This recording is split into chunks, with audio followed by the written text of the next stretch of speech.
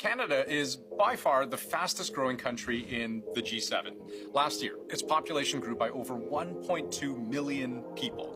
That's the fastest rate of growth we've seen since the baby boom in the 50s. But this time, it's mostly due to immigration. And one particular group of arrivals is grabbing much of the attention. International students. International students. International students. International students. International students. There are nearly 900,000 international students studying in Canada right now. And there's this growing sense from economists, academics, politicians, that it's too much, that it needs to be reined in. Economists have been sounding the alarm, the warnings about these issues for many, many years. Enough is enough. If provinces and territories cannot do this, we will do it for them. And caught in the middle, those students themselves, who are, in a way, both saving this country. They're actually among the most productive and highest earning and highest achieving. And in need of saving themselves. I'm always moments away from like a mental breakdown, just from the stress of wondering if I'm gonna be homeless soon.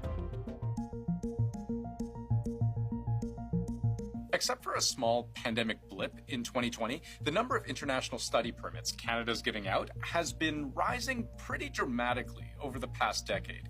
In 2023 alone, the federal government issued almost 580,000 new permits. And apparently, it expects that demand to explode over the next few years. 1.4 million applications by 2027, according to the Globe and Mail. The main reason is money, tuition money. And I'll show you what I mean. Let's take the University of Toronto's computer science program, just as an example. The average tuition for a domestic student is somewhere between $6,000 and $11,000 a year. For an international student, it's over $60,000. And that's money those schools desperately need. Today, the Ontario government announced that it was slashing tuition fees by 10%. We have the lowest per student funding of any province in this country, and this is only going to make the situation worse. Data shows students from India alone now provide Ontario's colleges with about $2 billion in operating revenue per year. That's more than they get from the provincial government. We know that in Ontario in particular, a lot of the public colleges are absolutely dependent on foreign students. Some of them, up to 90% of their tuition revenue comes from people from abroad. And there is a broader argument from the federal government. International students contribute over $22.3 billion per year to the Canadian economy, greater than exports of auto parts, lumber, or aircraft. International graduates are also a source of key talent to help support Canada's future economic growth and counteract the country's aging demographic. But the sheer volume of people going through this revolving door of post-secondary education, look at how enrollment just blasted off into outer space at these colleges in Ontario. In some cases, 30, 40-fold increases over a pretty short period of time. And these aren't all giant campuses like McGill or York or U of A. Sometimes they look like this or this. There are, in provinces, the diploma equivalent of puppy mills that are just churning out diplomas. This is not a legitimate student experience. There are schools that are not providing quality education across this country. In fact, using the word school is not appropriate because a lot of these places are not schools. They're factories. They're immigration factories. Immigration factories with no limit on how many people churn through the assembly line. You see, unlike with actual immigration, with targets and limits, temporary residents, like students, have no cap. No limit on how many can come in. It's entirely based on demand. And that, says the federal government, has become a problem. There's lots of good that can come from immigration. But the idea that it's going to lead to all this extra economic growth, increasing rates from already quite high rates, just doesn't stand up against the evidence. What's interesting about international students is that, according to Stats Canada, most don't actually end up staying in Canada more than a few years. About a third, they say, become permanent residents. But meanwhile, all of them need housing while they're here. There were already not enough housing and jobs for the 3,000 already here in September, and there are 1,000 more coming in January. So where are they gonna stay? Politicians of all stripes from every level of government have been focusing a ton of attention on addressing Canada's housing supply issue. We need to build more homes faster. And faster than ever before. But the gap is so big. Canada needs to build nearly 3.5 million more homes than already expected by 2030. Economists aren't convinced that this country can build its way out of the problem.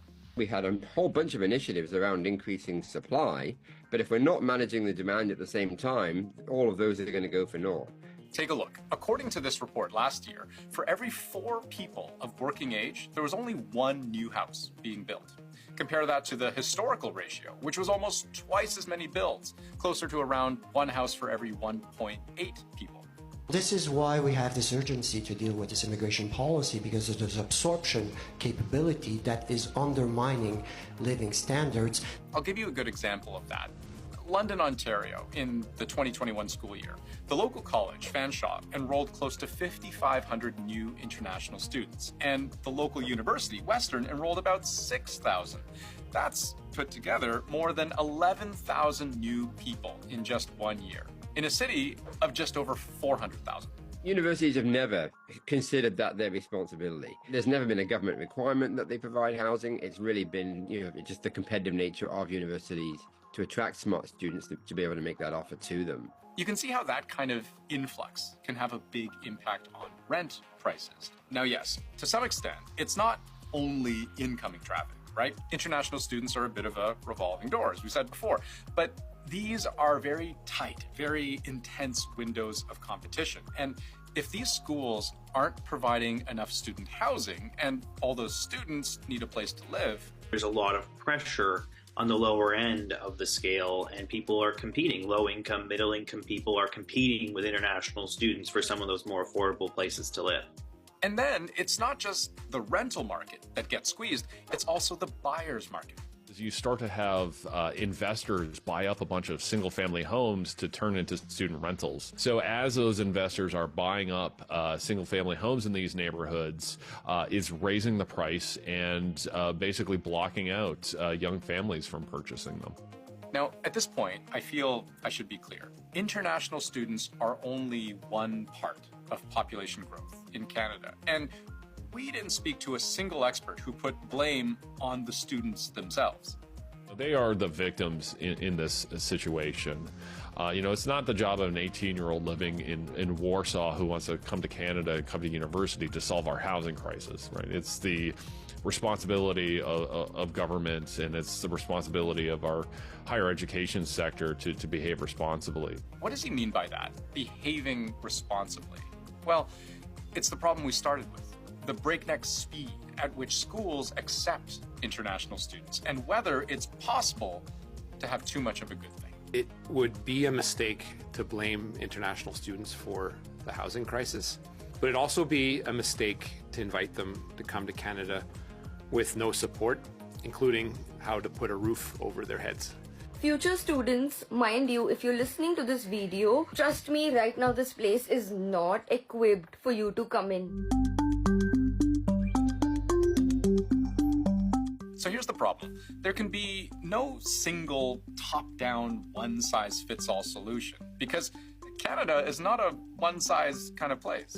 Higher education is a provincial responsibility, so provincial governments should have stepped in, but some haven't. Sources tell CBC the federal government is working on a plan to cap international student visas in certain provinces, like Ontario, British Columbia, Nova Scotia, where there's just not enough housing to accommodate the influx. But how do you pick a number, an upper limit of how many international students are allowed in that would apply effectively on such a broad provincial scale?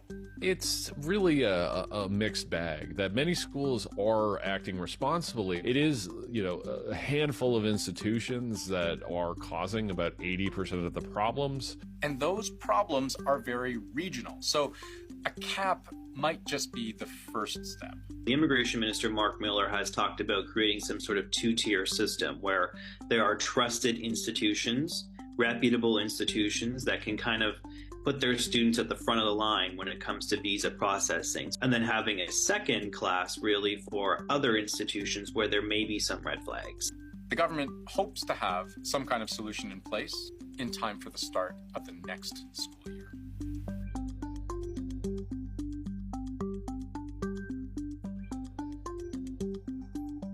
These measures are not against individual international students. They are to ensure that as future students arrive in Canada, they receive the quality of education that they signed up for,